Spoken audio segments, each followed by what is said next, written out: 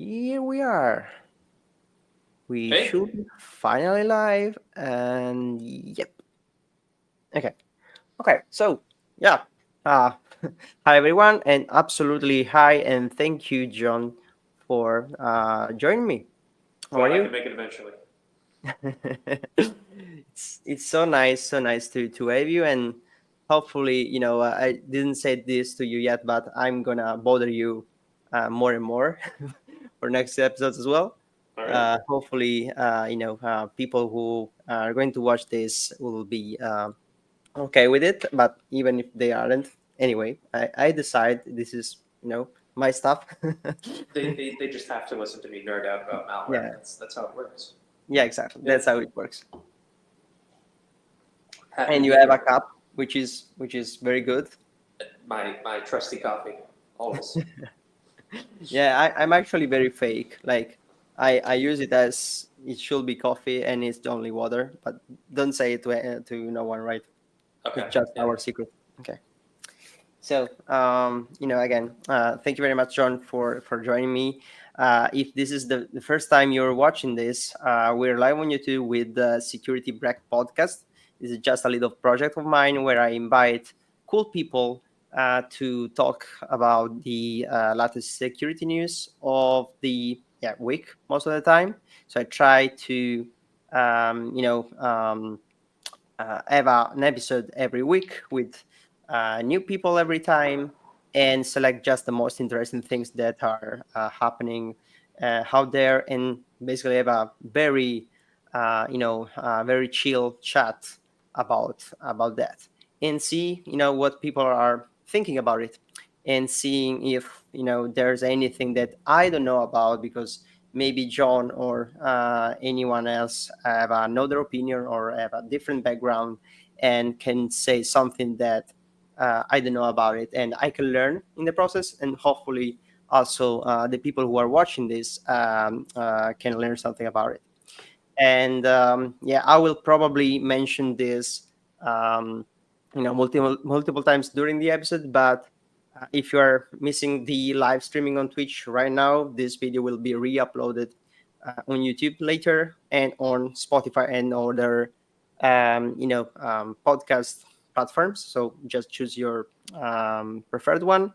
If you like this and would like to watch more, just let us know hitting that button, that subscribe, follow button, share, comment, or whatever you can find behind the video. And that's it. So John, I actually didn't introduce you, and I really hope you can do it yourself. I will just mention that John is actually a colleague of mine. We are working for the same company and kind of on the same role. So this is the very first time. Congratulations that I have someone like a colleague on this episode. But if you want to say a few words, just to you know Yeah. introduce So yourself. uh, I do work with Giorgio. We've done a few different incident response engagements together. Some good ones, some rough ones, but we got them sorted out eventually. I'm over in the Americas region, and I was just doing some work with our SOC, hence why this had to be a bit later than expected. Outside of the network security role that I'm in right now, really I've just been passionate about cybersecurity since high school. A lot of experience working with different organizations, providing security services is my favorite.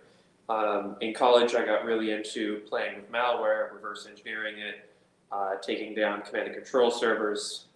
There's nothing more exciting than watching malware just try to phone home and say, hey, do you have any commands for me? And then it will crash in some spectacular way because it wasn't programmed for that edge case. So yeah, I do that. In my free time, I still track command and control servers. You can find it at Sarlacc Lab on Twitter. My turn for shameless self-promotion. Um, yeah, you can see all the C2s that my servers are automatically tracking and flagging and sending takedown requests for.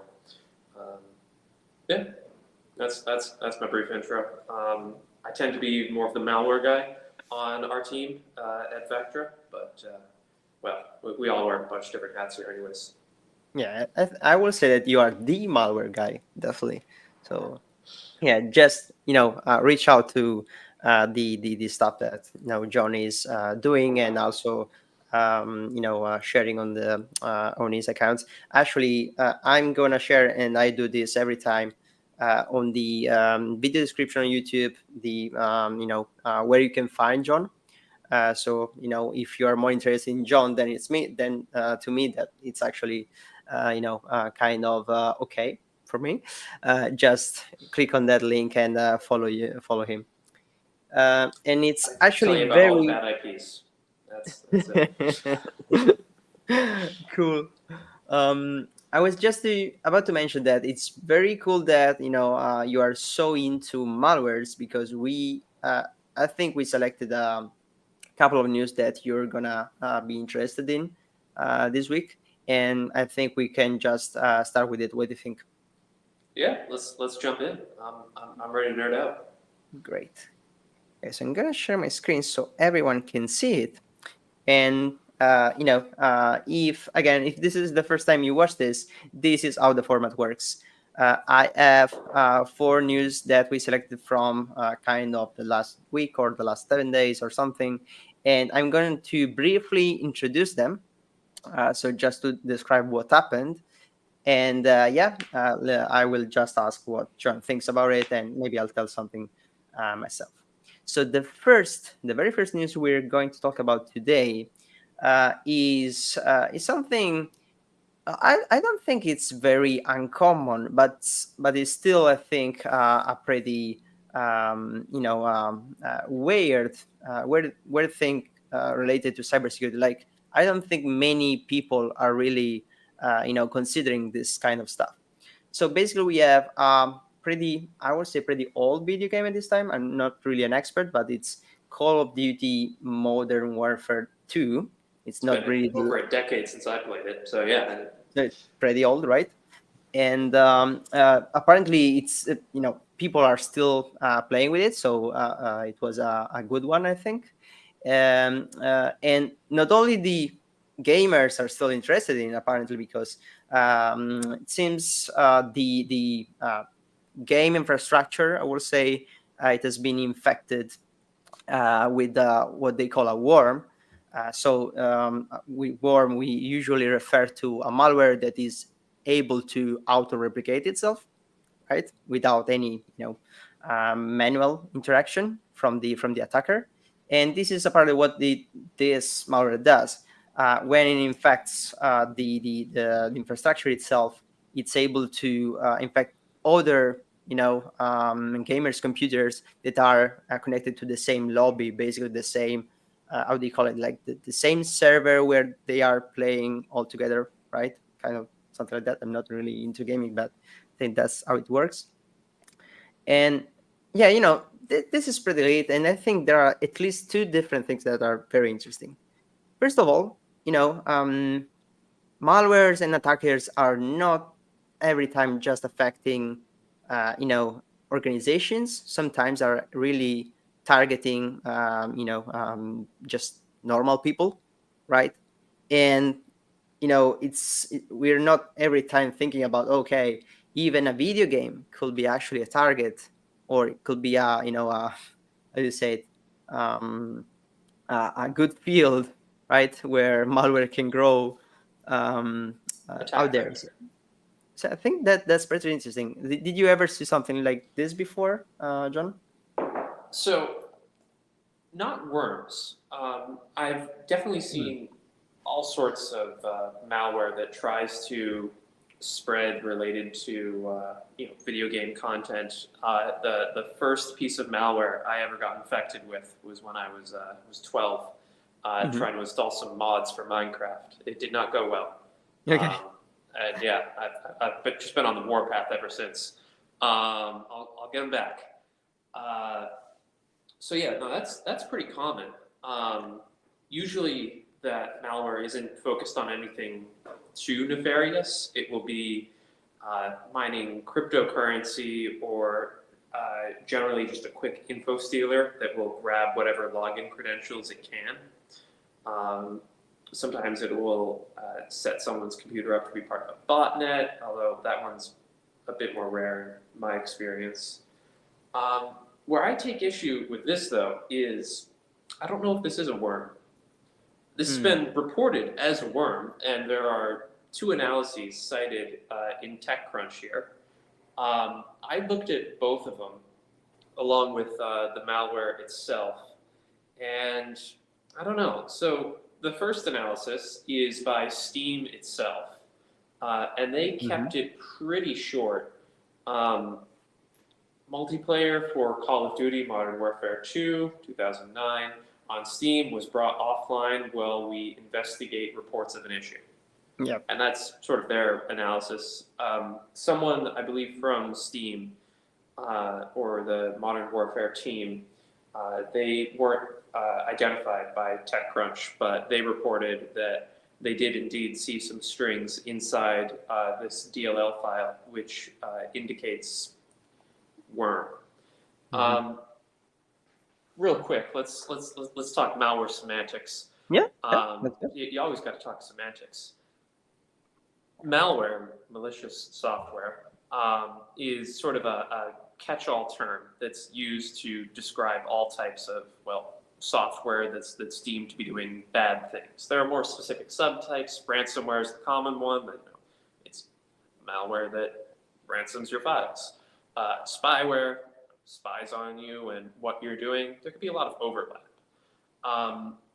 There are a couple different classifications that try to describe how malware initially gets onto a system.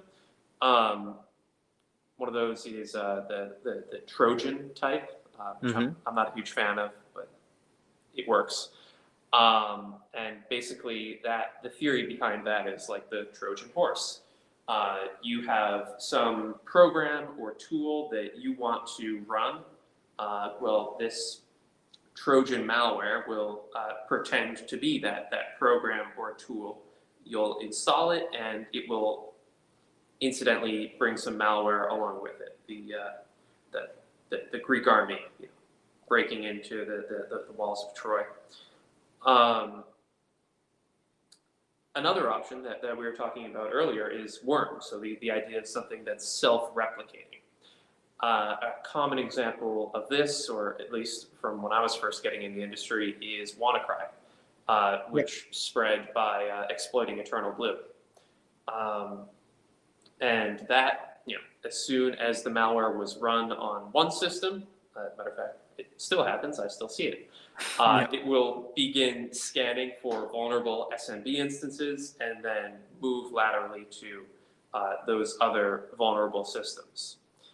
And that's a worm because it self-replicates. It doesn't require anyone else to do that. It handles its detonation, scanning, and exploitation all by itself.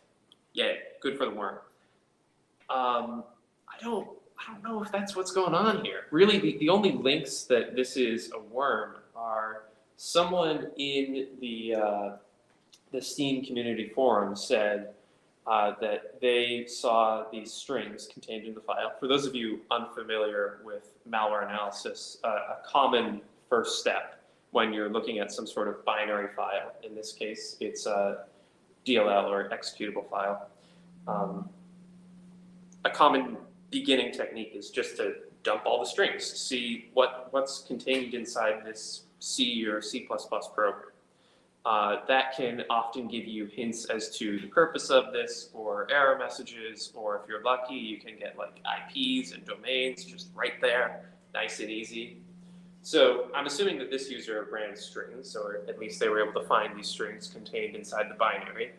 And it's just some status stuff, like worm deactivated by control server. I assume it's referring to its command and control server. Worm failed to retrieve data from control server. Worm killed by control server. Worm up to date. Worm status infected. And then a string. Unsupported Windows version. User was randomly selected to be a spreader in modded lobbies. Maybe. It but seems, I'm not seems seeing more much that about exploitation.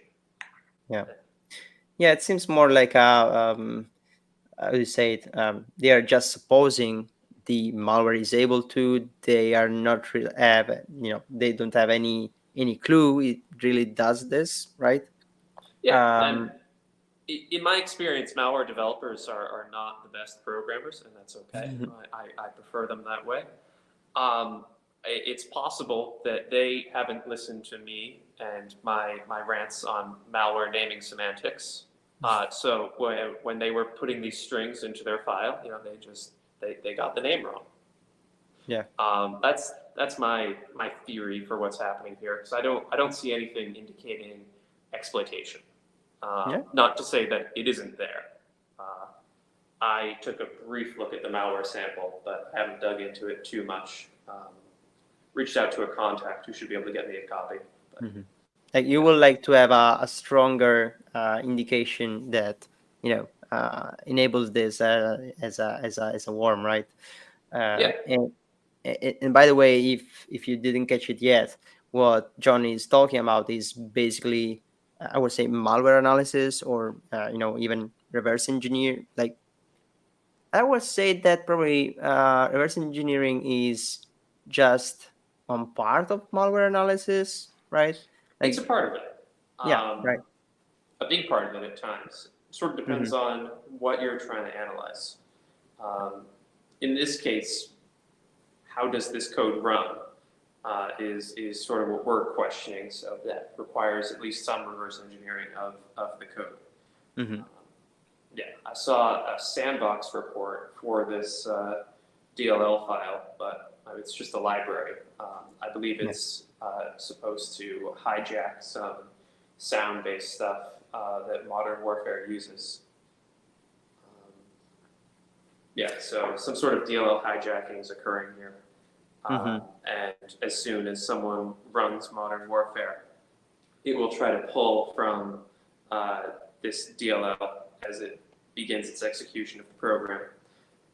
And part of what it will execute appears to be this malware, whatever that is exactly. Yeah, yeah. So, yeah, I kind of agree with you, right? And this is actually pretty common with just random articles out there. Like, we don't really always have a very, very, precise and specific indication of what is being said.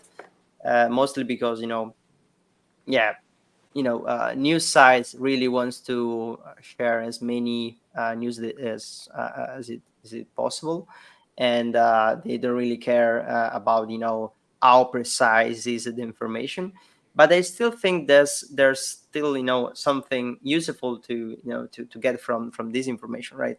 Of course, I always suggest people, even if you are watching this, if you see a proper, white paper, or a proper, report from a, I don't know, a company analyzing a malware, just deep dive in that if you are interested, right?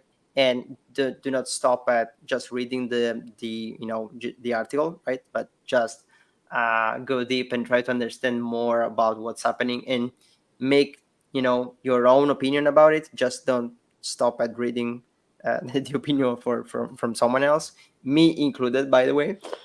And still was about to say that there's still something that we can learn about this, even if you're not into malware analysis, even if, like in this case, we don't really have a proper report we can read through. Again, for someone that has not a very big background, I think it's still interesting to see that, again, even video games can be a target for attackers and malwares. And there's something that you say, John, before, that for me it's pretty interesting, like the fact that we definitely have you know multiple categories of malware, depending on what's the real goal of the malware, right? Mm-hmm. Spy on the people, or steal data, or actually encrypt data, and so on and so forth. And you see how the goal of the malware switches depending on the target, right? So Definitely. nowadays, mostly for malware targeting companies, you probably have info stealers or ransomwares, or malware that does both of them Cobalt Strike, possibly. I'd say post exploitation tools. Yeah. We got to break in and then this doesn't stop at just breaking into one person's computer. We gotta pwn the whole organization, and that's a process. Yeah. Yeah, no, but versus a single end user, I mean, at that point, it's whatever you get. But it's that one computer you need to compromise, not a whole network. Yeah. And maybe it's not really clear why for some people out there, right? Like, if you know about ransomware, we said this many times in this podcast before, but ransomware is basically a malware that is trying to block access to the files and to the systems, right? And as many systems as possible, so that the company really struggles to continue, doing business after it. And it's actually asking for a ransom to restore the access to those files, so that the company can restart working properly. But when it comes to a single person, like a gamer in this case, or any other individual, is not the same thing, because the system for one single person does not have the same value, I would say, of a piece of the infrastructure for a big company. They could just decide to, I don't know, just buy a new computer, or just format it and restart from scratch, because maybe for some people that's not really a big deal, right? Or it's just easier, right, for them to recover, compared to a very big infrastructure with thousands or ten of thousands of systems that you have to restore from a ransomware. And uh, also, a single user doesn't have millions of dollars to pay a ransomware. yeah, Or exactly. if they do, then I'd like sponsorship, please, for my malware research. But Well, they attackers could technically like resize the ransom for individual, but still, even if that's just $100, I don't think I'm gonna pay for it if my computer doesn't value uh, $100, in general.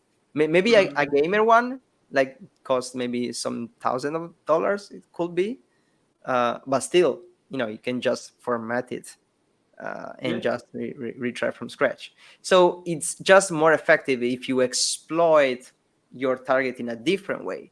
And you mentioned before something like crypto mining. So using the target machine to actually mine cryptocurrencies. So I will definitely simplify here, but basically generating digital value from the resources of the computer. And when you, as an attacker, compromise, I don't know, 100 or 1000 different machines, and all of them are mining cryptocurrencies, you're making some money out of it, right? And there's some chance that some of those people will never really notice it, just get the computer getting slower, and you just think, oh, I need a new computer, so I will buy a new one yeah. because this is old. It's the 2 year mark, right? That's when I'm supposed to get rid of technology. Yeah. Right. I've seen that, right? I've been in the just IT assistants, or whatever you call it, and you see many people just thinking, okay, if this is low, it means that it's too old, and I need a new one. So maybe it's not because it's full of malwares I downloaded from everywhere, or stuff. Yeah. Um, What makes in sorry. Yeah, no, go for it. Go for it.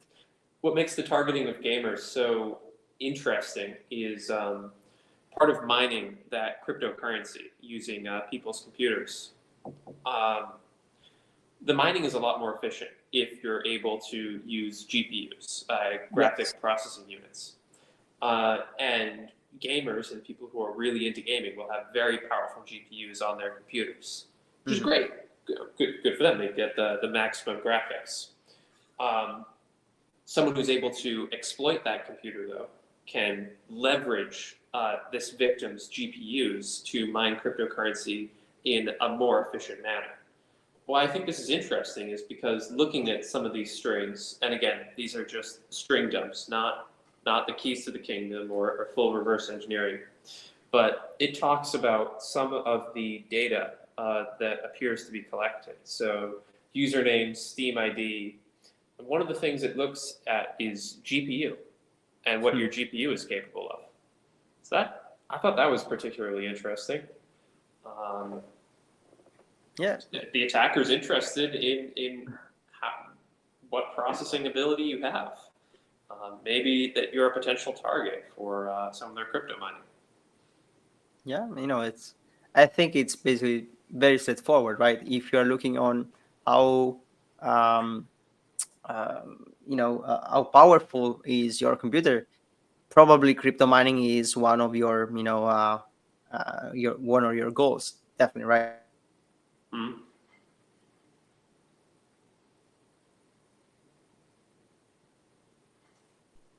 Let's see if, yeah, you're back, right, John? I'm back. Are you back? Can you hear me? I can hear you just fine. You're stuck with a gorgeous sort of fly move.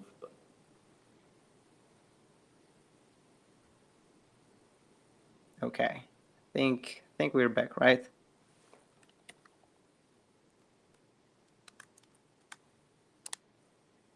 Well, at least I am. Okay, let's try again. Can you hear me, John? I can hear you. Okay. Sorry, just a big, very small issue. Hopefully, it's all working correctly now. Yep, we're live, so Rumor that's has it we're fine. technical. Yeah, probably. They're just, maybe it's just the crypto miner on my computer that I should stop before going live, but whatever. It's what happens when you keep talking about them. Let me share my screen again, by the way. Where is it? Share screen. And here we are. Yes. Okay. So we're back. Um, so yeah, I was just about to mention. Either you are interested in the GPU of your target because of crypto mining, or maybe not really the GPU, but hardware in general could be related to using the target machine as a um, botnet component for a DDoS attack or something. I don't Mm-hmm. know, maybe less compared to crypto mining, but still, you know, um, knowing how many connections per minute technically your computer could do could be interesting as well. Like, I don't know, I'm supposing here. Yeah, I've definitely seen some malware that focuses more on that and tries to pull up internet speed, um, especially if it's malware that targets routers, because Hmm. those don't need to worry about NAT, and the router itself is the Yeah, gateway for speed. yeah, Yeah. yeah. Maybe also like IoT and other stuff, like very random device that you don't really know it's actually connected to the internet and can be reached out by anyone, attackers included. Um, yeah, but yeah, think it's very interesting. All attacks are not the same. It really depends on the kind of target. It really depends on, you know, if I have this target, I'm gonna use a different kind of malware.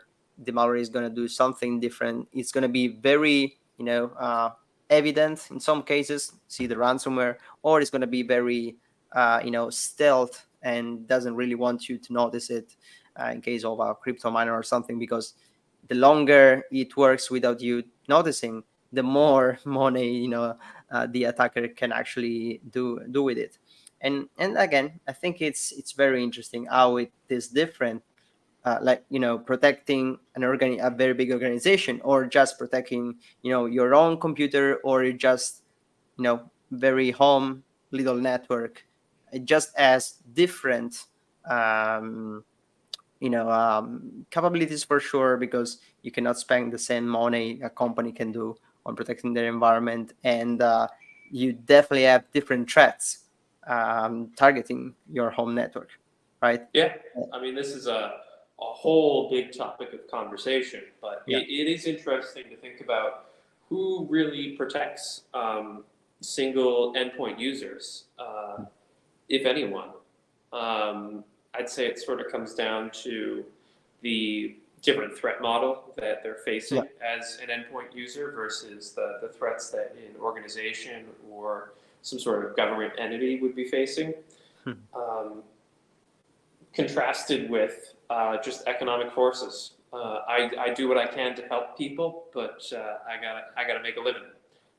So Yeah, you can right. download the IPs that I post. That's yeah. Send me a message. I'll try to help. But yeah, Yeah, sure. So if you're okay with this, John, I think again this was pretty interesting, and again we touched so many different topics that we can still talk about, but still we have another three news, so I'll just jump on the next we'll one. make a run for it. Yeah, I'll be sure to send a link or post something though if I do get a copy of this malware, just for some final thoughts on if it's actually a worm or how it spreads and stuff. nice. Um, That will be cool. Really yeah, cool. no promises.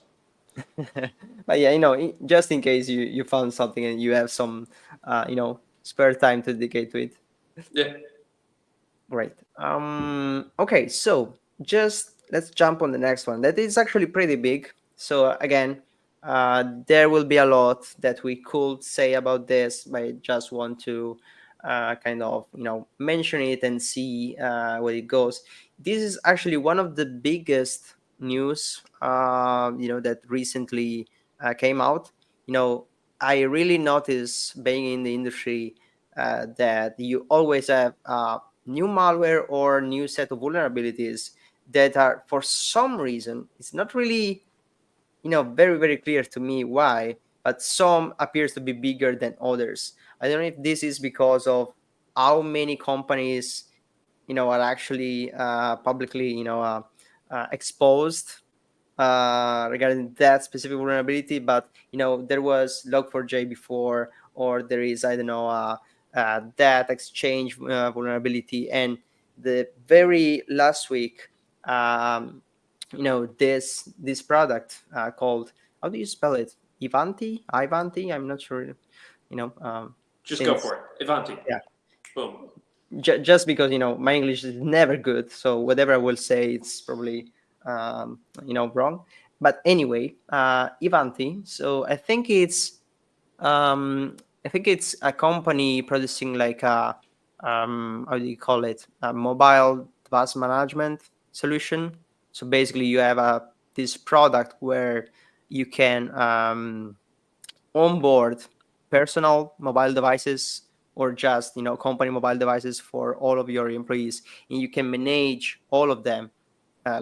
You can see whether they are active, what apps are permitted to be installed, what kind of data are they're really using or sharing, and so on and so forth. So it's a very big solution that apparently it's very very common to be seen in many different companies, right? It was formerly, yeah, this is specified here.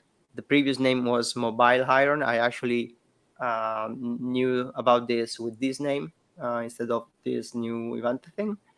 And yeah, the news is basically talking about couple of different vulnerabilities, not just one. You can see the CVEs in the article here. By the way, if you don't know what a CVE ID is, very straightforward. It's basically just an identification number that is assigned to most of the vulnerabilities out there by I think Mitre, right? Um, Miter. Mitre. I'm sorry for that. They're So 50 miles that way. So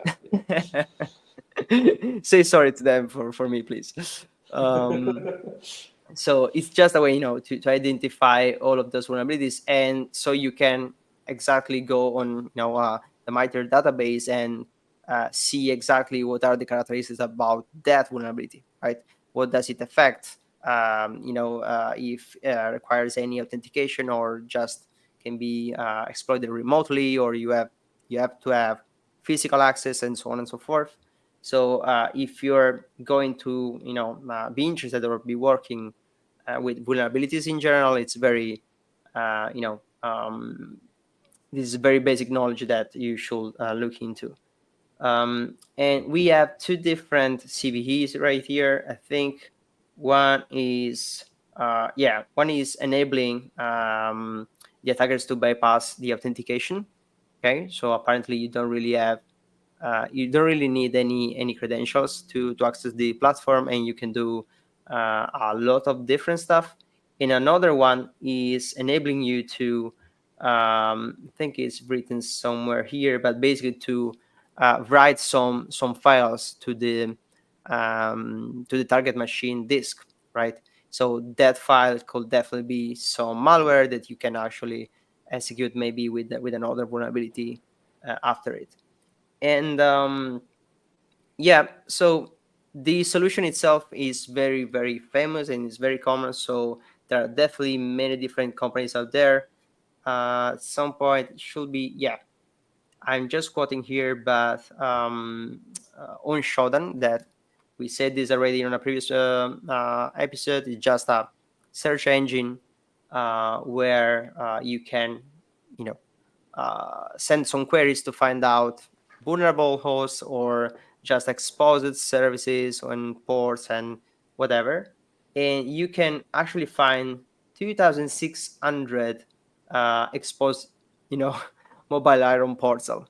So again, this always drives me crazy. So one thing is to have a product that is vulnerable, like that is not something that you can prevent most of the time, right? If there's a vulnerability, uh, at some point no one knows about it. That's when we call it like a zero day, because no one really knows about it, but the vulnerability is there and someone can exploit it. So you cannot really do anything about the vulnerability itself. But why are you actually exposing the the access to the system, I right? mean, our admins need to be able to access it from anywhere, right? We can't Right. we can't set up a VPN. Right.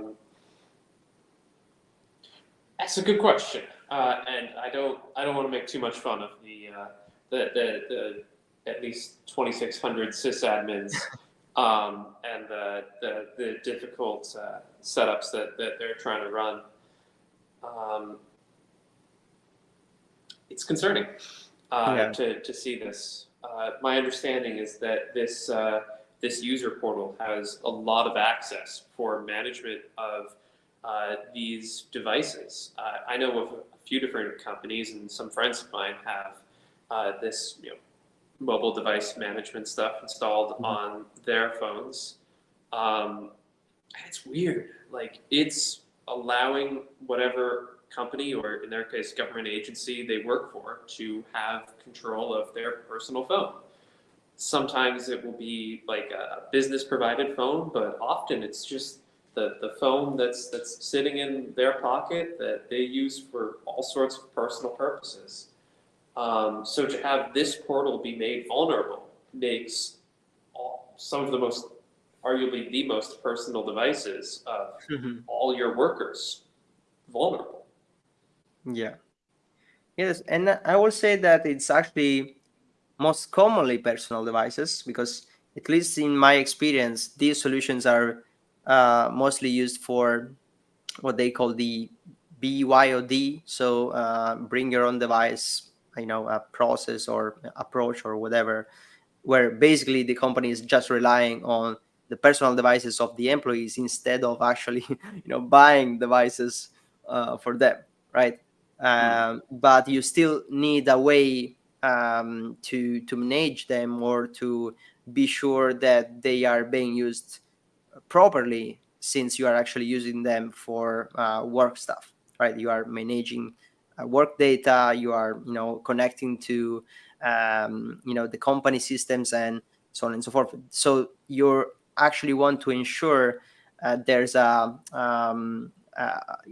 would say, like, um, a minimum set of security measures that you are implementing, right? And you are trying to force your employees to use with their personal devices. It's very, I also think it's pretty intrusive, right? But yeah, I would expect companies to ask for it before. Like, they should not be able to just force people to install some stuff on their mobile devices. But yeah, the moment that you accept it, right, and you have the agent installed on your personal devices, everything that is targeting your company, it's at the same time, as a consequence, also targeting your own device, because on that device there's not only work stuff, but there be just your personal stuff, right? Access to your social Your media, personal bank account, belongings, or yeah, yeah, photos, kids' information, all that stuff. it Um, gets even worse. I bet. Uh, but it's an interesting balance to strike because, of course, as a security professional and someone who is more than capable of keeping my own devices safe, Okay, famous that's last a big words. statement. Um, I'm gonna get home and it's finally Yeah, gonna have broken out. That's not sure. that I'm suggesting it, right? But Um, basically capable, significantly more capable than yeah, yeah. most endpoint users.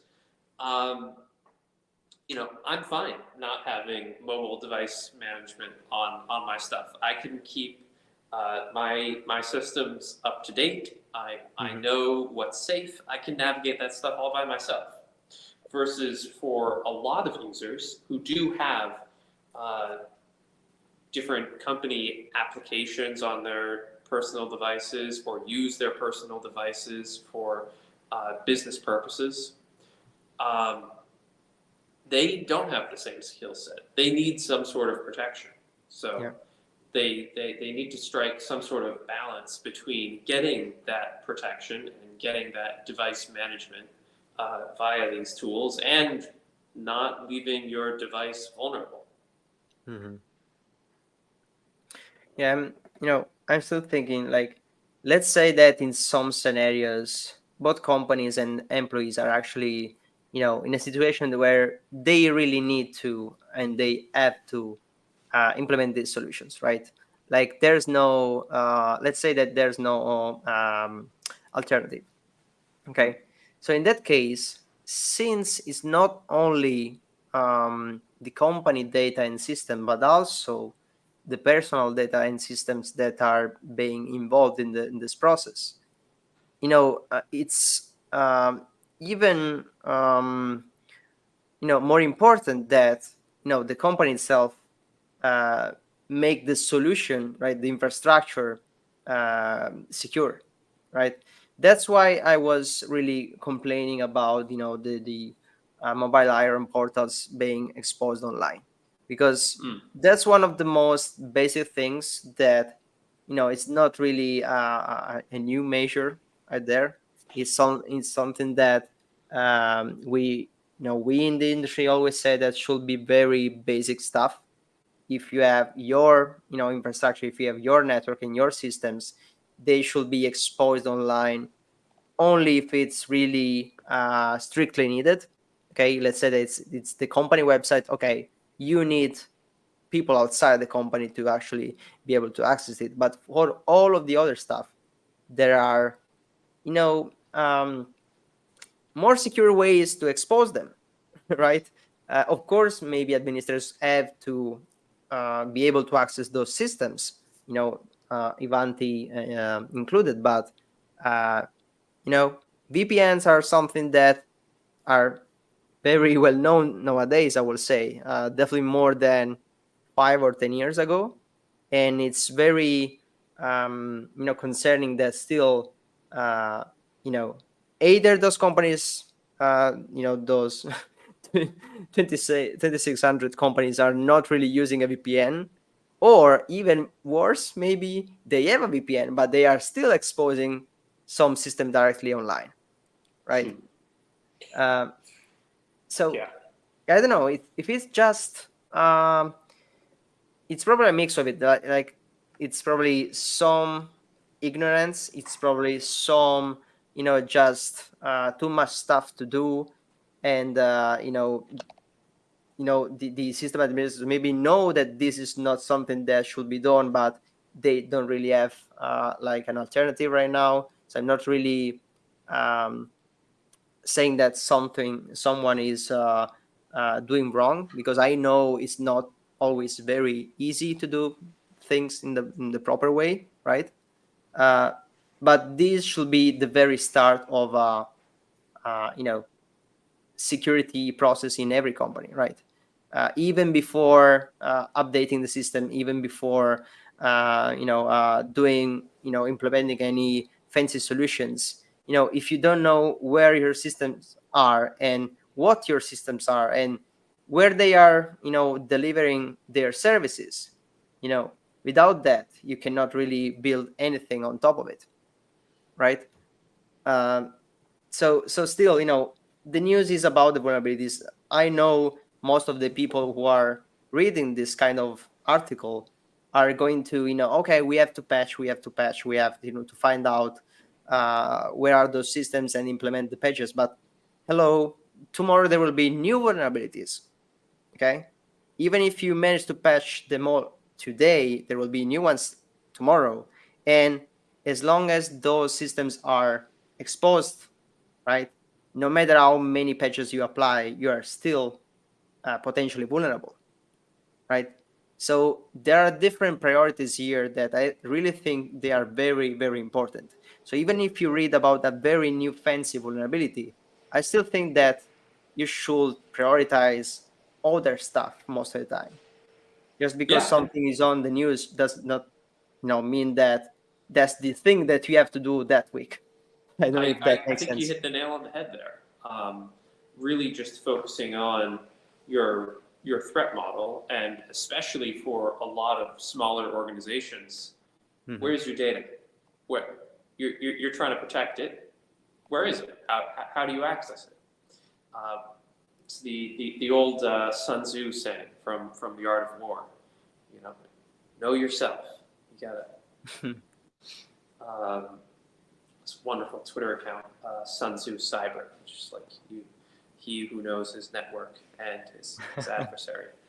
And it's true. You need to understand your own network if you're going to be able to defend it. Not to make this too much about our work, but the first thing we do whenever we contract with a new company is we say, hey, we're going to be your network defenders. We're going to help you out. Where's the network map? Yeah. Um, yeah, we gotta. What's what? For my first job at Steel Root, where I was protecting small businesses, I mean, they had maybe one IT person, or usually it was someone's nephew who was somewhat technical, and he'd handle computers on weekends. Um, we'd go to these small businesses and small banks or something similar, and we'd say, okay, where's your data? Where do you store things? Who has access to what? And they'd come back and they'd be like, yeah, we have all our data is stored on this NAS, network access storage, um, and all of everyone has access to it. It's the same password we use for everything. Um, Mhm. and we'd calmly be like, okay, let's let's mature this model a bit. Let's go find all the other places your data's hiding, track it down, um, talk about password security, and yeah, just start walking them through those steps. So I think as much as we all love the fancy solutions, it's the basic stuff you got to do first. Yeah, it's multiple layers, right? We know that there's no one, one single thing that you can do so you are 100% secure, right? So you definitely have to do multiple stuff, to have multiple solutions, to implement multiple processes and so on and so forth. That's for sure. But if you, like, what I meant was, if you don't start with the basics, right, there's every piece that you put on top of your wall is not going to be very um, very resistant or just very secure, right? So you have Mm. to start from the basic. You have to build a very, I will not say perfect, but decent layer of basic stuff. So know where are your systems, how they are configured, and so on and so forth. And then, depending on your threat model, depending on your capabilities, your budget, of course, and everything, you put other layers on top of it, right? and depending on the threats you are facing and so on and so forth.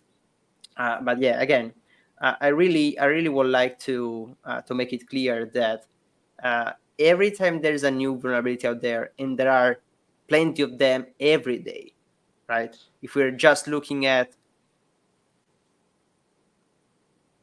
the MITRE database, and you just look at how many there are every week, there will be many of them, also very critical ones.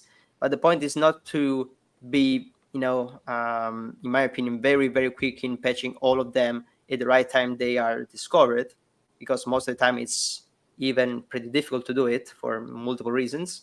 But if you start with not exposing those systems, you are already pretty secure that at least half of those attackers cannot really reach and exploit those systems, right? Like the alpha is already inside your network, maybe they can, right? And you have to do something more about it. But at least I cannot just scan the internet and find you, with your systems open, widely open, right? Yeah, For everyone to attack it.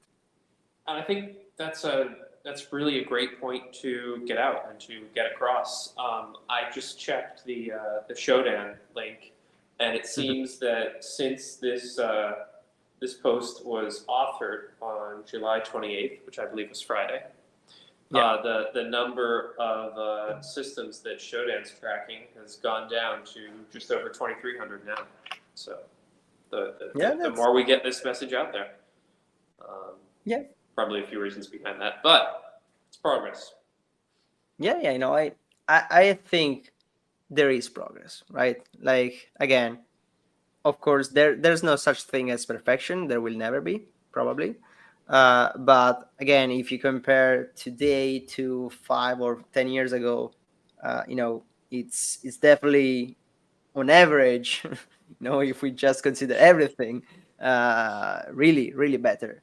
It's just so, I would say, stressing the fact that things that were very well known, even just in the IT industry, not the security industry. Maybe at some point the security industry was not really there, right?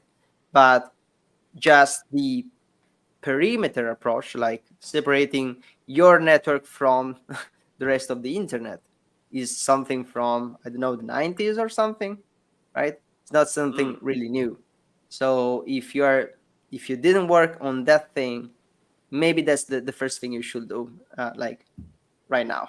Just ignore all of the vulnerabilities and everything. Just focus on that first. Just my little suggestion here. Okay. So what do you think? Is there anything else that you would like to say about Not this too one? much else I had to add on this. I'm not too into the CVEs, not as much as I should be at least. Yeah. Yeah, Yeah, and by the way, I really like to um, talk on other level, right? So in this case, there were some specific CVEs that were permitting something specific, but tomorrow we will have new vulnerabilities on other solutions, enabling attackers to do something else, right? Of course, it's can be interesting if you're into it. So again, I really suggest anyone that is watching this at this and it is interesting to just uh, you know uh, search for those CVs and research it a little better.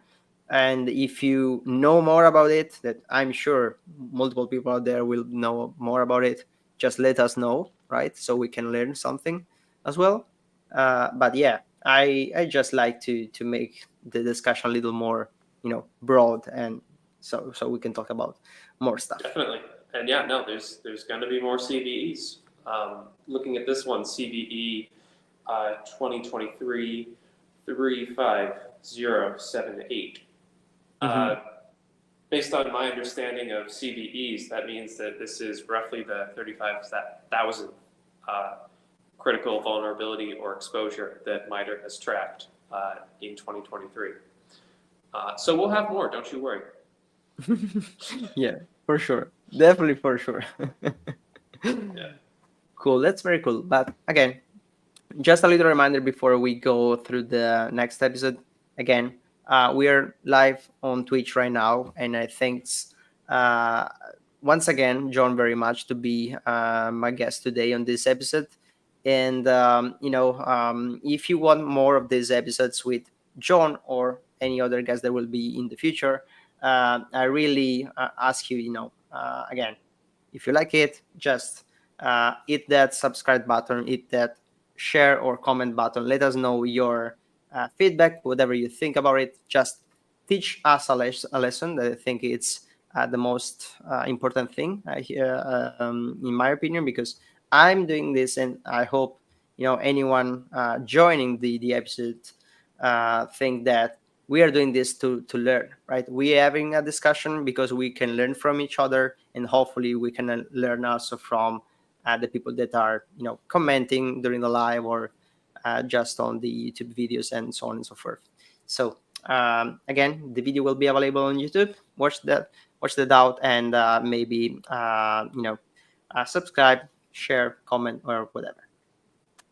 That said, we go to a new news right here. We are going back to malwares for the joy of John here. My And favorite. again, there's a another very small but interesting thing about it. So this time we are talking about malwares affecting Android devices, so mobile devices, right? That are were discovered on the Google Play Store. So at some point where public available in the biggest and official store that you can find on Android devices. They were, I think, both steal credentials and try to also steal cryptocurrency and other similar assets. But very interesting thing here is that looking at the features of the malware itself, the researchers found out that it was not enabled, but you could technically enable a feature of the malware that was enabling the malware itself to extract strings or just data from images. That's what they call OCR here, right? So basically, it's something that you maybe are using on your mobile devices, where you just scan, I don't know, um, a banner to see how this translate in your own language. That's something that I do very, very often. So the software is actually scanning the image and recognizing the text on it, right? And then processing that text so it can be elaborated, can be translated, or whatever. In this case, the malware could potentially, in case it's enabled, in case it's really working as expected, scanning images, possibly screenshots, right? And recognizing maybe credentials, right, on those screenshots. Or just, I don't know, have you ever met someone that write down their password on a block notes and then just take a photo of it so they have it on their smartphones? You know I will not say that I did it. All right, you won't say it. I will. Yeah, I just think it's more common than we probably think. And yeah, I just thought it's very interesting. It's one of those yeah, kind of not really new technologies, but it's not very, very old as well. And it's another evidence that attackers are updating themselves as well as the legitimate industry is doing, right? Maybe Yeah, a little more slowly, but still they're using all the new fancy stuff. I found this fascinating. Just looking at the potential attacks that could happen here. One of the big pieces of malware or trends that I focus on is info stealers. So Mhm. generally, those will grab basic information, whatever it can get from your computer, and fire that off to the command and control server. So that would be generally whatever default passwords you have saved, cookies, some sensitive files it can find, that sort of stuff. Um, and attackers are limited in what data they can get there. So this is super cool in a not good way. That attackers are leveraging your camera, or not like a live view of your camera, but things that you've taken a photo of already to steal information. When I first read it, I thought it sounded kind of ridiculous. Like, why not just upload the images and then worry about the OCR, optical character recognition, later? Um, Maybe that's a possibility. Maybe that's what it was doing. I think they weren't able to get fully to the bottom of the malware. Um, but it was, my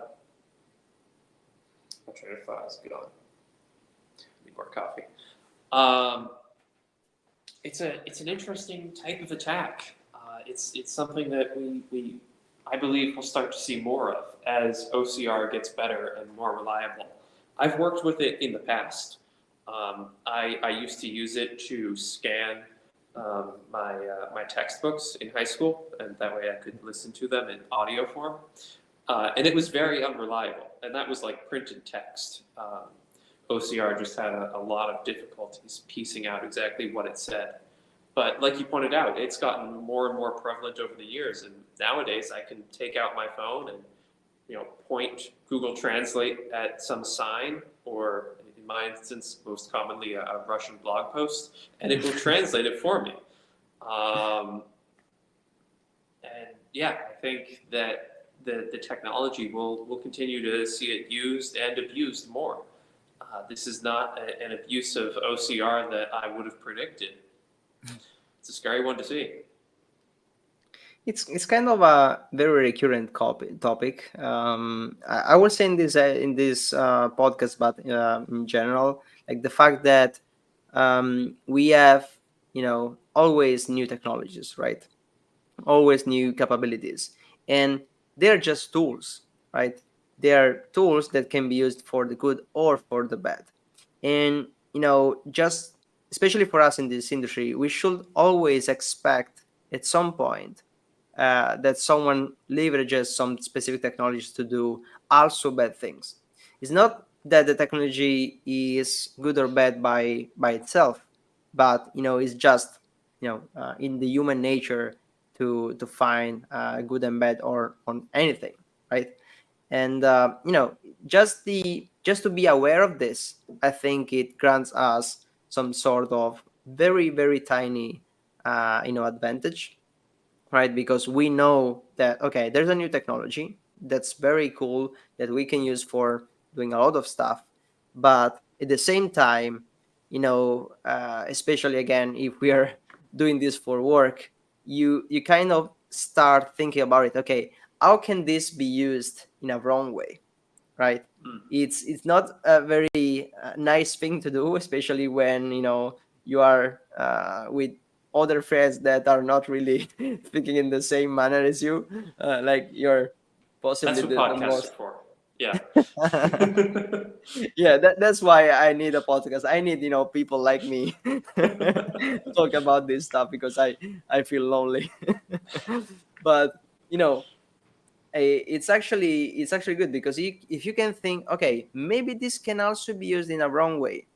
Maybe I can also start thinking about, okay, how can I maybe prevent this, maybe just respond to this kind of threat, right? I'm not sure in this specific case, right? But in general, the fact that you are thinking about it, it means that someone is also thinking about it, maybe already developing like something to combat the stuff or just prevent the stuff. And it's very very very very cool if you ask me, right?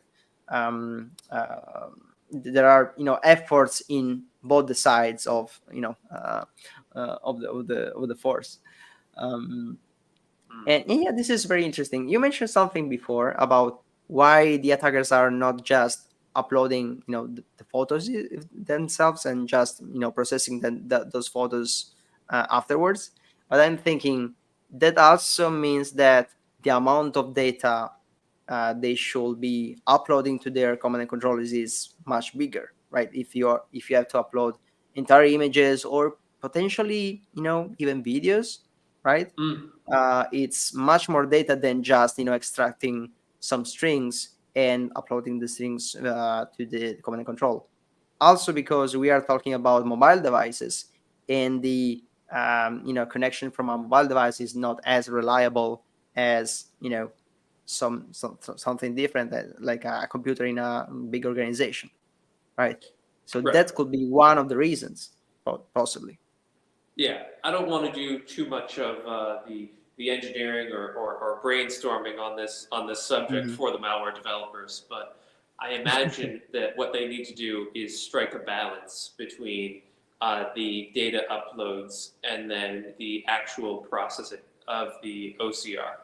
Hmm. Because it's not easy to get a computer to recognize characters and pull that out of images. That's a lot of processing power.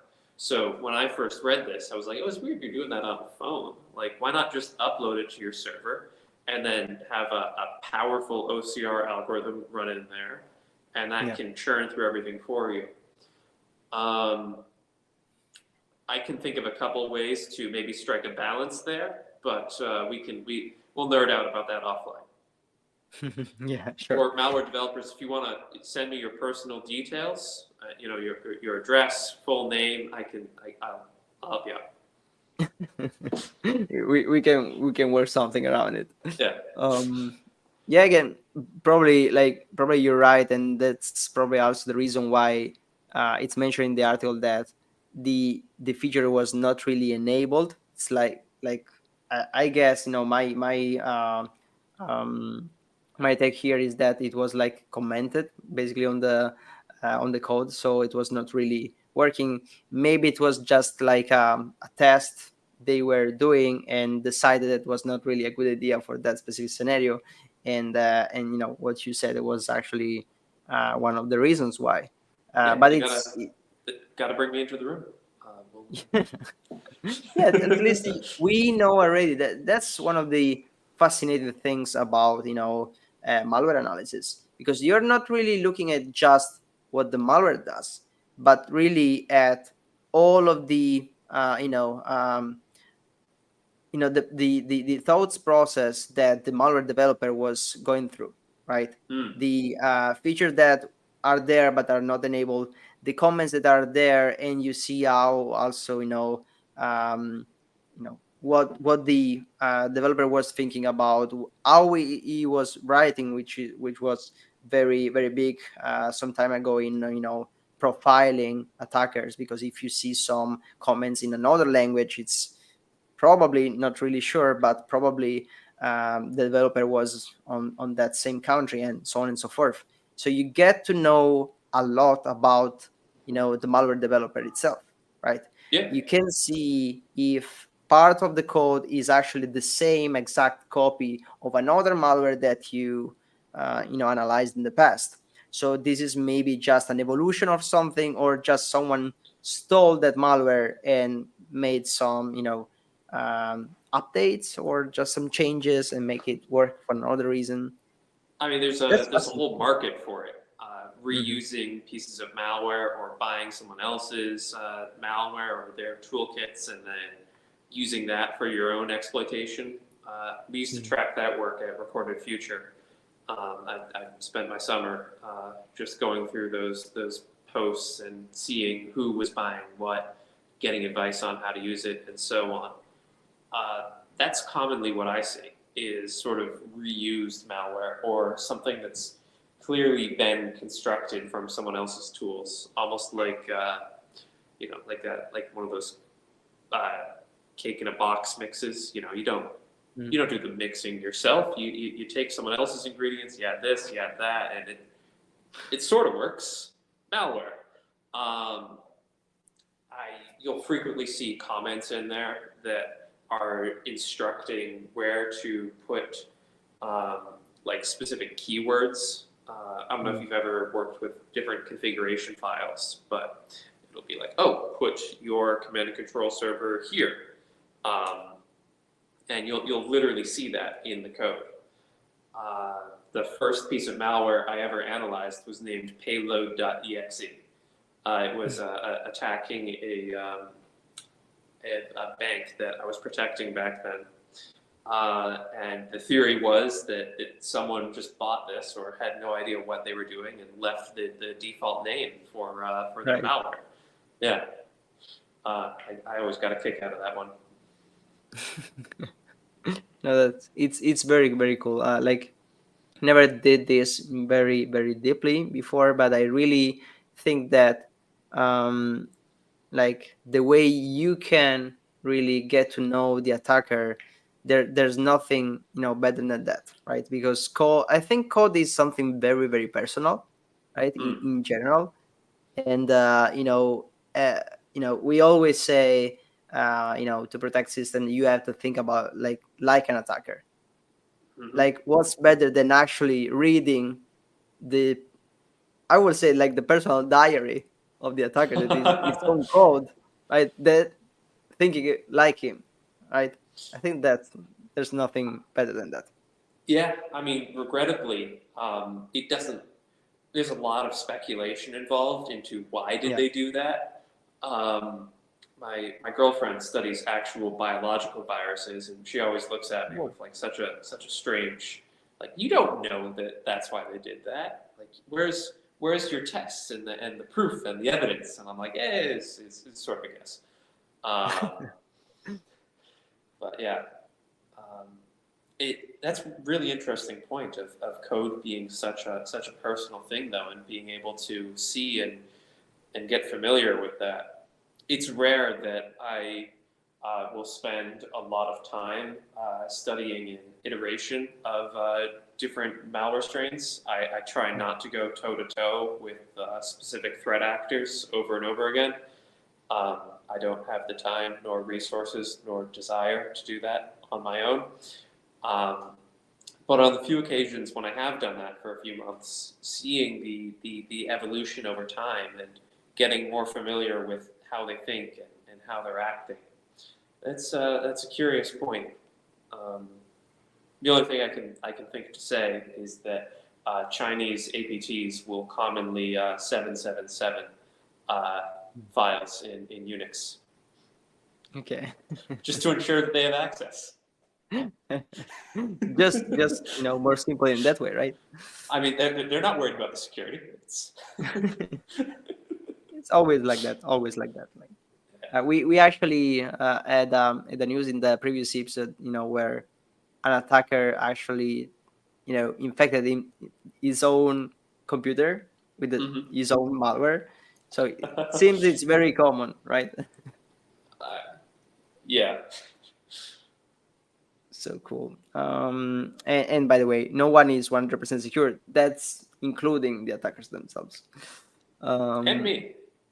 I have yeah, messed up more than one malware lab by detonating a sample in the wrong place. yeah. There's the risk, and someone has to to feel that risk, right? Yeah, I remember I was reverse engineering a ransomware sample. Um, I was taking notes basically inside the virtual machine that I was using to contain the Okay. detonation of the malware. And I was just taking notes in there because I was going back and forth between the debugger and Notepad and the debugger and Notepad to get all the different memory addresses and other key pieces of information. I missed a breakpoint. So the malware continued to execute all the way through its ransom, and it encrypted my notes. Um, I I lost like guess 2 days worth you're of not work. doing that. I guess you're not doing that. Like nowadays. Always. I've since learned my lesson, but I thought it was fighting back. It's like touche malware, touche. Always take your notes outside of the VM or the sandbox or whatever. I mean, nowadays, yeah, they're on paper. Right. The malware Yeah. cannot still cannot encrypt the the paper stuff. Cool. Not So yet. I don't know what you think, John, but it's already, I don't know if you noticed, but it's already more than an hour, and we still have the very big piece here. So I always like to explain this again for everyone. Basically, I always try to put the last news like the one that I personally think is the most, not the most interesting, because also all of them are somewhat interesting, but the biggest one, right? The one where I think we could literally talk about for a week or something. And it also gives the name to the episode itself, right? This episode's name is End-to-End Encryption is Dead, right? So I know it's a big statement, and that's on purpose. So you are curious about this. The news we are talking about this time, it's actually a blog spot from blog post, sorry, from the it's called like the Intern Foundation something Electronic Frontier. Frontier Foundation. Do Yeah, I that have my one. EFF sweatshirt on me? I don't. It's sad. That's great. And this is actually something that is not the first time we hear about it, right? It's definitely a topic that comes, again and again from multiple different sources, unfortunately, and most of those sources are, sadly, are different governments. The point is that once again, someone is suggesting that messaging applications should some way provide a way to uh, break the encryption that nowadays is very, very, I would say, standard pretty much everywhere, or at least in the most common applications we are using. And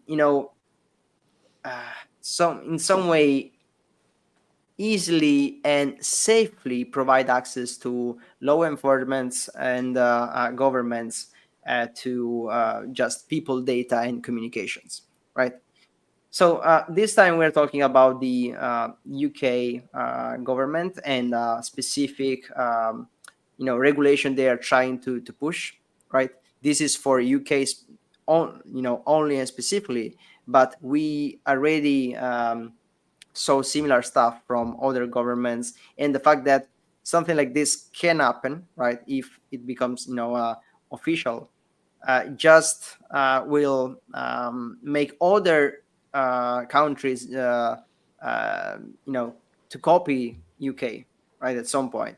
If someone start with it, it's just easy that someone else is going to do something similar, right? Yeah, So if, there, if the UK has a backdoor, why doesn't the US get one?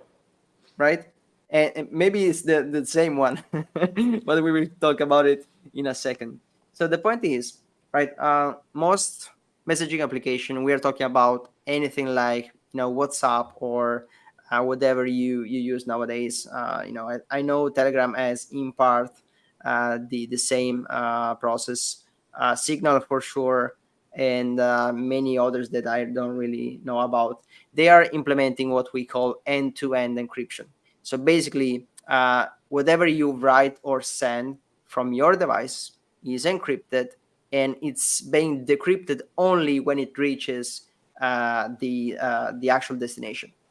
Even if your message in your data is actually going through the infrastructure from the provider itself, right? So let's say probably WhatsApp is the most common example here, that it's most of the people out there are using. Whenever you send a message, okay, you can read and see that when you send it, it actually goes through the WhatsApp service, or actually Facebook, Meta, or whatever you call them today, service. But technically, right, we could discuss about some let's say exceptions, but technically Meta is not even able to read them in any way, because it's encrypted with a key, okay, and the key to decrypt it is just owned by who is going to receive that message, so your actual recipient, okay.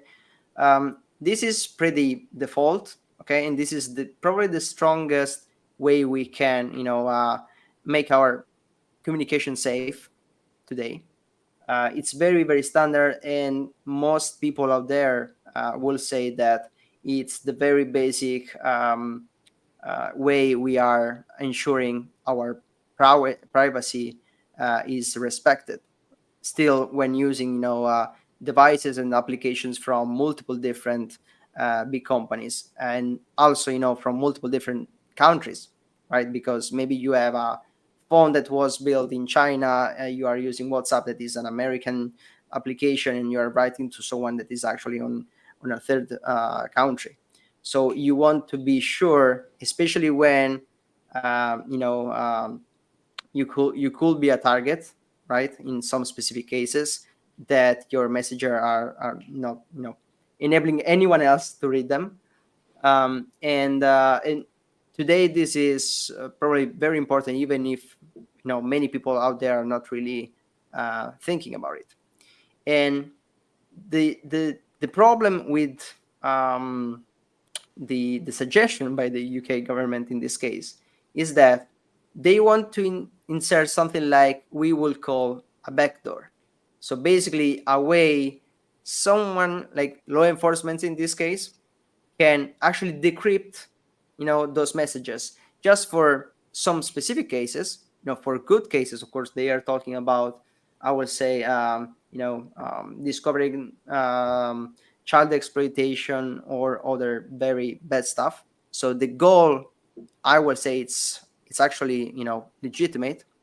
But the point is that if you introduce a backdoor, if you introduce a way to decrypt those messages, no one can assure you that only law enforcement will really be able to exploit that backdoor.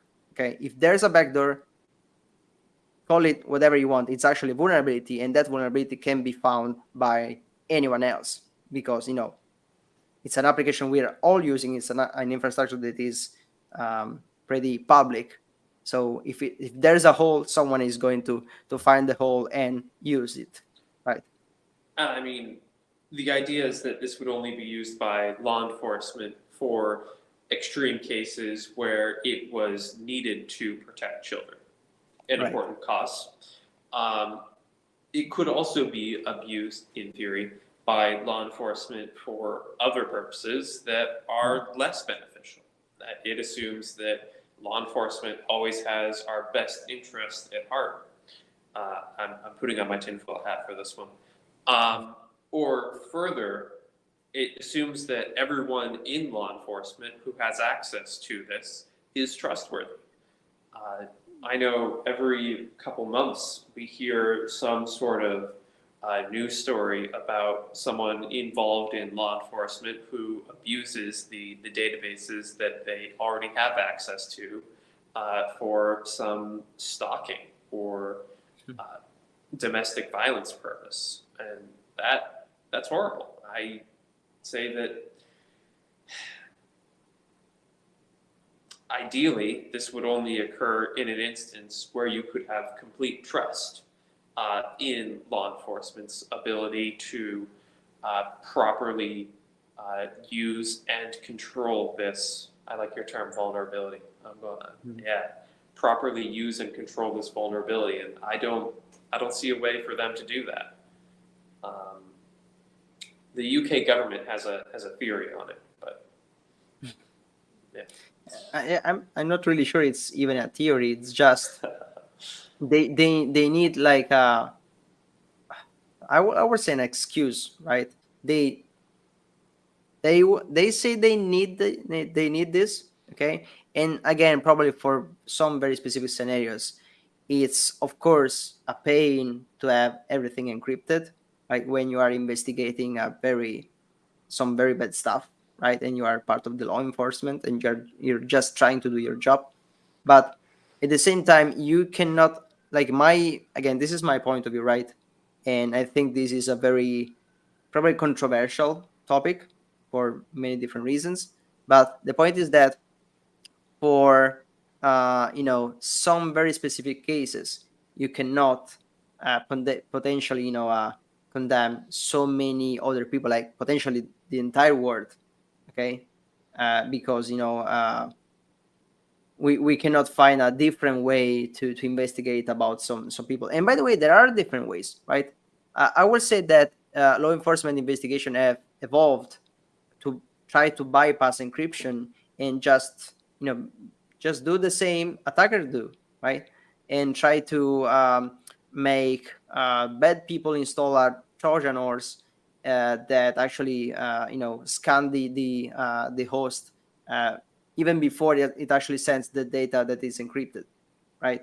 That's, I would say, probably the most effective way they can actually investigate today. I understand it's definitely more difficult than just ask to WhatsApp, hey, just give me all of the data that this guy is sending around, right? And it makes it more difficult. But at the same time, right, it's not that this is the only way, right? Hmm. This is definitely too big to be the only way. You cannot make all the world definitely vulnerable, right? Because you want to investigate a very, I would say, small percentage of people in some specific scenarios when there is an alternative to do that.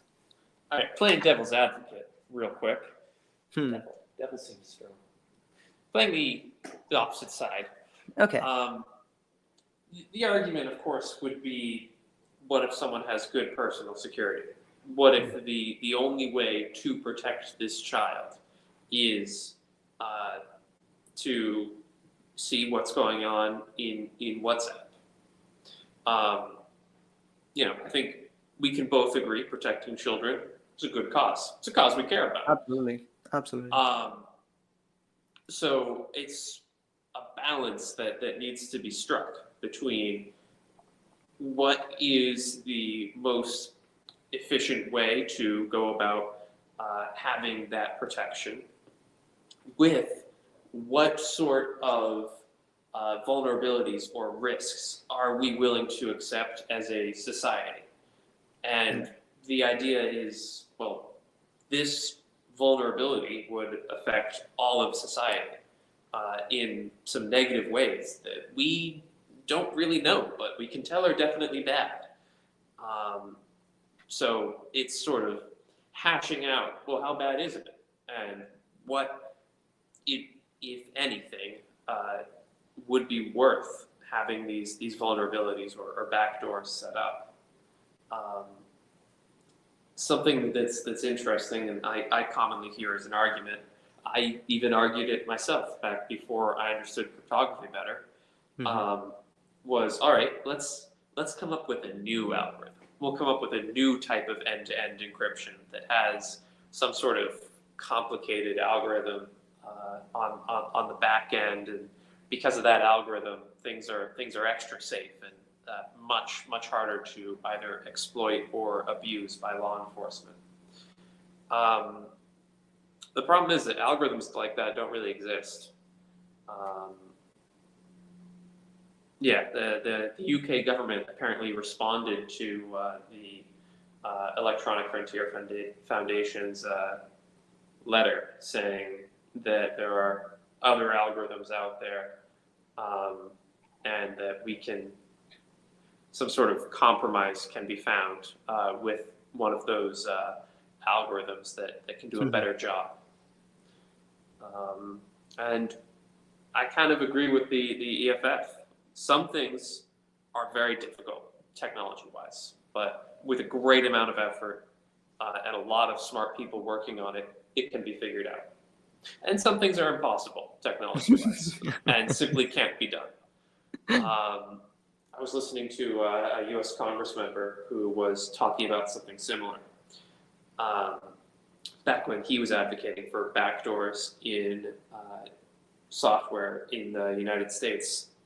And he said he used to go to tech companies and argue, hey, we thought it was impossible to land someone on the moon, but we figured it out, we got it done. You nerds sat down and you cracked it out.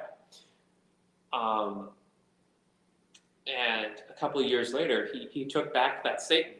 He was like, this is not as simple as landing someone on the moon. This is landing someone on the sun, or landing someone on Alpha Centauri. It's not going to happen. Sorry. Yeah, so I think it really comes down to where and how do we strike that balance of maximizing everyone's safety and protection. Yeah, absolutely. Like, I never know when, a statement like this, like you definitely, summarized very, very well, right? The fact that government spokesperson just mentioned, okay, you just figure it out. Yeah. There's surely a way to do it safely, right? So you will find out. So there's no problem about it. It's just not that simple, right? You're you as a non-expert, right? Because you're not, you as a government spokesperson are not really a technology person, right? You're just assuming always is possible. That's just not how, you know the world works, right? Just because, okay, yeah, you can do everything. Like, you just research a little bit more, and you will find a way to make it very, very, safe for all of the other people while we are actually scanning. The bad guys, all of the other are actually safe, and no one is really exposed in any way. you know it's just not magic, right? We have to differentiate between this kind of stuff. Even if you're not an expert, like I'm definitely not an expert in encryption or whatever. I'm not a mathematician. I'm not, really studying this stuff deeply. But at least I am aware there's some, threshold that you cannot really, trespass, right? If Yeah. you have a system that make a communication, secure, right? And that same system is used by all of the people out there, and you make a hole in this system so that someone can look at it, right? That hole is there. You cannot just, make it disappear for someone else.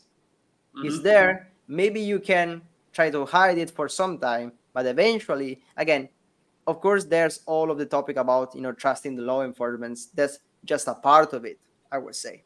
Let's say that someone here, that is watching this video thinks, okay, no, for me, all of the law enforcement are definitely to be trusted, all of them, right? I cannot really change other people's minds, but the point is that even if you trust law enforcement, someone else will, at some point, right, eventually find out the same vulnerability. Just how it works. Just how vulnerabilities works in general. We mentioned before, 0 days. Okay, a vulnerability is called a 0 day just basically when the first person discover it and all of the rest of the world doesn't know about it yet, right? So they can, freely exploit the vulnerability without no one, possibly noticing it. But, you know, it's called a 0 day, just the day zero. The day later, everyone, like all of the world, knows about it. Okay. So what happens when you introduce a vulnerability in the most secure, in the most robust, the most used uh, system out there, right? And it reaches the day one. What happens after that? It happens that you don't have any secure system anymore. And if we breach our own secure system, probably the only one that we really rely on today, I don't think we rely on anything less, anything else like end-to-end encryption nowadays. And we want to break it on our own, right? This is something that blows my mind. Yeah. Just doesn't make It's sense. it's a scary thing to see. I think you brought up an interesting point with a lot of these decision makers just not being technical Mm. and believing that the technical people just need to work at it more, versus needing to really listen to their technical expertise. We're not actually magicians, despite what my hacker handle may indicate. Um, yeah. Yeah, it's really concerning, but I think, again, discussing about it is very important, right? Because still, I'm really sure that, hmm, not many people are aware of this kind of public discussion, being done all over the world, and how can this actually impact everyone's lives. It's just it's not just us that are, of course, very interested in this. because we are working on this. But this is something that, as you said before, it's actually affecting all of the modern society, or most of it, right? A And final, hmm, no, please go on. a final point I'd like to bring up on this is that this is affecting modern society. I believe they're specifically talking about WhatsApp in Mm, this case. A lot of people use WhatsApp. I just downloaded WhatsApp the other day so I can call a friend who's in another country. Um, if a backdoor is put into WhatsApp and it is no longer safe for criminals to use WhatsApp, as a general rule of thumb, criminals are not the smartest, so I'm confident some of them will stay on WhatsApp, but many of them will simply move to a platform that has end-to-end encryption. The math is not that hard that it's impossible for someone to build it on their own with a couple weeks of research, or there are all sorts of open source programs out there yeah. already that do this. Um, so I don't think you're going to get what you're going for. Might help a little bit, but not nearly enough. Um, Hopefully, the rest of the world will move to those secure platforms with them as well. Yeah, I mean, it's really you're so right. Like, we are reading this article, anyone else can read this article and thinks, okay, maybe tomorrow WhatsApp is not really the best thing to use, right? Especially if I'm running very illegal stuff. So maybe I can rethink about my tools and my technologies. So again, of course, it's not gonna be for every people out there, but it's not a secret that you are introducing something like this. And the most, the smartest, bad people out there are going to just use something else. And as I also have a last point here, like, let's imagine that this thing actually happens, right? So that from tomorrow in UK, law enforcement can actually, start accessing randomly any stuff on those applications. Like, what would happen? I am thinking that um, probably some companies will just stop delivering their services in UK if they don't want to Absolutely, introduce. it's not safe. You can't trust it. Sadly, Yeah. policy wise, it's not a good decision. So you just you're just um removing totally like a very well-known service that the rest of the world has from your country, just because I don't think you can actually force foreign countries to introduce something like this. Maybe if they're doing this in your country, you can, but they can just stop delivering that in UK. And some, maybe not all of them, but some of the those companies will definitely consider it, right? I will probably just lose a country instead of losing 90% of my users that are really considering privacy as one of the most important things when installing my application, right? um, so that's not really a smart move I anyway. mean, Like, however you look at this, that's not really a smart move. yeah, I've been listening to a couple interesting discussions. Um, the United States, some of the states here are enacting similar laws or looking into similar laws. Um, One of the ones that's become very popular lately is age verification for adult websites. Yeah. Um, Basically, different lawmakers are saying, hey, kids can still go to these websites and say, yes, I'm 18, and see whatever content that we don't want them to see at that age.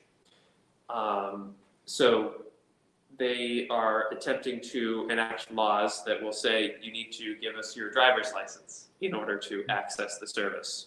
Sure. So one company in particular, Pornhub, which does a lot of work on user privacy. A friend of mine actually did research with them, strangely, in college on user privacy. Okay. Um, they have a great privacy team, she said. Um, so they have just stopped providing services to certain states. They'll do IP geolocation, and Hmm. if you're located in some of the states where they're supposed to go through this whole verification system, they'll say no. We're not going to provide you uh, access to our website because we don't believe this verification system is trustworthy. Hmm. We believe that it endangers you further. Um, yeah, so I think WhatsApp or other companies will do the same thing. Say, hey, we don't believe that this is a good policy, so we're just not going to do it. Sorry. Yeah, absolutely. Absolutely. I think that that's one of the possible scenarios. If, this actually happens, and by the way, the EFF is actually, asking for, I think they are just collecting probably, um, signatures, right? Um, to see how loud, how many people are actually not think that this is a very good idea, right? So maybe if you have the same opinion on this, you can just go to the same EFF site and just use the button right there. Maybe it's a good idea, maybe it's not. Just take your decision here. And again, the discussion, I think it's very very important here. The awareness of people should be very important here, even in the case that something like this happens and you have to decide which application you want to use, that the one that is really complying with that stuff right there, or maybe you want an alternative. If you don't know, you're just vulnerable to whatever people wants to do when they find out about this vulnerability. So I still think that awareness is everything here, And right? discussion wise, this is a discussion. We both basically fall on the same side of this. We were just reading an article by the EFF, a notorious action group with a bunch of lawyers, and they do a lot of great work. I donate to them. But if you disagree with us, please let us know. I'm fascinated, legitimately. I want to hear from people who disagree with me so I can learn more too. Um, whoever said I was right. Absolutely. I think that's exactly the purpose of all of this project, right? To have more discussions, with me, with my guests, but with all of the people that can actually, say their words about whatever we said. Right now, we are just using our own opinions about what we read. We're just taking our own knowledge, our own, beliefs and backgrounds to our discussion. But other people can have different opinions, can have different knowledge, can know definitely more than me or John or whoever. So please, please, please, if you have something to say, just say it. I would really appreciate it. And with this, John, I really thank you very much to have spent these almost 2 hours with me. um, It's been and a pleasure. yeah, I really enjoyed it as usual, and I still think this is a very good thing to do for multiple reasons that we already mentioned. And yeah, I also thank you whoever is going to watch this episode. And I know I'm repeating myself, but it's very very important to have feedbacks, and feedbacks translate with again, subscribers, comments, sharing, and actually any message that you want also to just directly write to me or John or whoever guests, so that we know what did you like, what did you don't like maybe, and if we can do something to improve this, right? Because this is for me or for John, or and also for everyone that is going to watch it, being that on Twitch live like we are doing right now, or on YouTube, Spotify, or your other preferred platform for podcasts. that's gonna be all for today. And yeah, I just stay tuned for the next episodes. I actually have a bunch of very interesting people. Not that John is not interesting, of course he is, but just people that maybe you know already, right? So yeah, stay tuned, and thank you very much, everyone. Have a good night, afternoon, morning, whatever, wherever you are. Lovely evening here, but I believe it's morning for you, so go get some sleep. Yeah, yeah, going to be morning very soon. Yeah, All right, thank you very much, and see you. Bye bye. take care.